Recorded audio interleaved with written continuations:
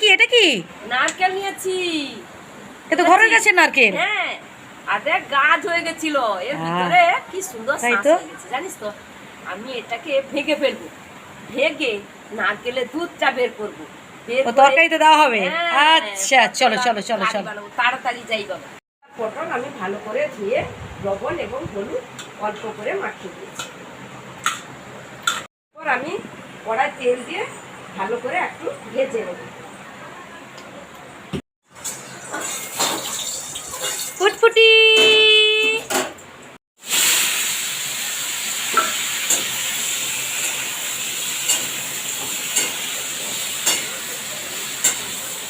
এক কাজ করো না মা, ফ্রিজে তো পটল রাখা ছিল, হ্যাঁ আজকে আলু পটল কারি বানাও তো।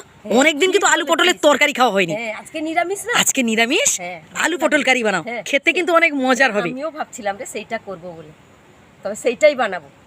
কটা সিটি পড়ে গেল, এবার বন্ধ করে দিই। কটা সিটি পড়ে গেছে, এরপর আমি প্রেসার কুকারটা বন্ধ করে দিয়েছি। তবে এখন তো খোলা যাবে না, কিছুক্ষণ পরে আমি এটা খুলবো। জল একদম পুরো সমান হয়ে গেছে। জল কিন্তু একদম সমান করবেন, বাচ্চার খাওয়ার জল কোনোদিন ফেলবেন না, সেদ্ধ জলটা, সেইটাই তো উপকার। পটল আলু কারি বানাতে হলে না হালকা গ্যাসে কিন্তু ভাজতে হবে। গ্যাস আমি একদম হালকা করে দিয়েছি, একটু ধরে ধরে ধৈর্য ধরে করতে হবে। আর আজকে ছুটি আছে, সেই জন্য আমি একটু ধৈর্য ধরে করছি। ভাজা হতে হতে আমি টমেটোটাকে ঘুরিয়ে নিচ্ছি।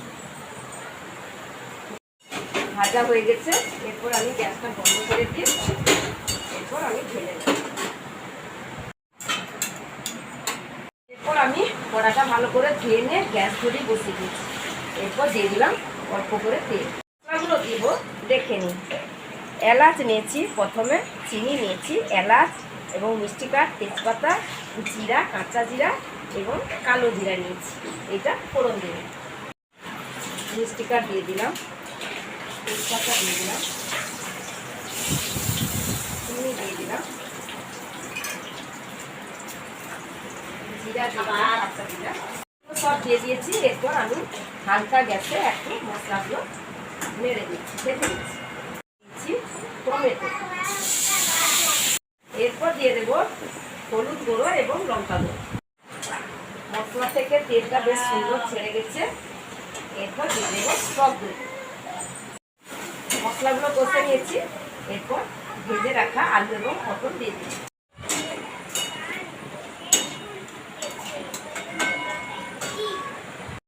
লবণও দিয়ে দিচ্ছি, কারণ আমি আলু এবং পটল ভেজেছিলাম না, লবণ দিয়েছিলাম। এরপর আবার একটু লবণ দিয়ে দেব।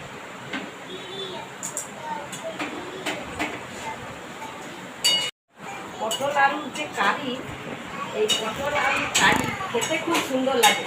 কেন বলুন তো, এই ঘরের বাগানে নারকেল, তাকে ভালো করে ভেঙেছি, ভেঙে পুড়ে তার দুধ বানিয়ে নিয়ে চলে এসেছি। এরপর দিয়ে দিলাম নারকেলের দুধটা দিয়ে দিচ্ছি।